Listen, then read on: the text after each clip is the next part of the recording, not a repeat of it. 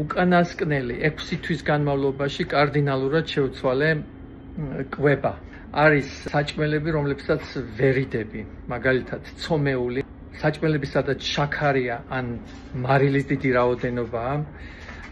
უკვე 4 თვეა არ დამილევი ალკოჰოლი, ალბათ 1-2 დამონაკლისის გარდა, ეს იყო ახალ წელს და შეიძლება კიდევ რომელიმე დღე.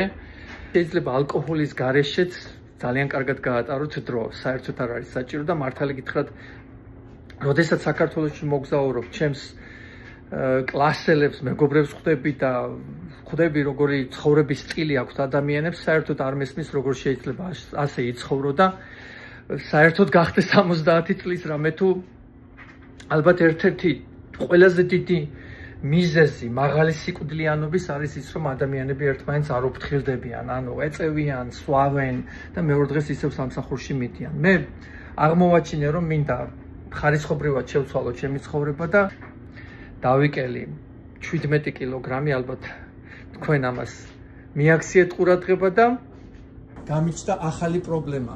ეს არის ტანსაცმლის პრობლემა, რამე თუ ყველაფერი უკვე ძალიან დიდი მაქვს და დღეს გადავახარისხე ეს შარვალები. არ ვიცი, 20-25 წვილამდე შარვალია, რომელიც უბრალოდ ძალიან დიდია და ეხლა გამჭირდება ახალი გარდერობი. ასე რომ ჯობია ახალი გარდერობი შეიძინოთ, შეცვალოთ თქვენი ცხოვრების სტილი, თქვენი ჩაცმულობის სტილი, იცხოვროთ ჯანმრთელად, გაატაროთ კარგად დრო, იმოგზაუროთ, ვიდრე თქვენ სხეულს არ მოუფრთხილდეთ. ყველაზე საინტერესო არის ის, რომ ჩვენ ვიწყებთ ჩვენი სხეულის გაფრთხილებას მაშინ, როდესაც ასაკში შევდივართ და ახალგაზრდობაში საერთოდ არ უფრთხილდებით ამ ჩვენს სხეულს.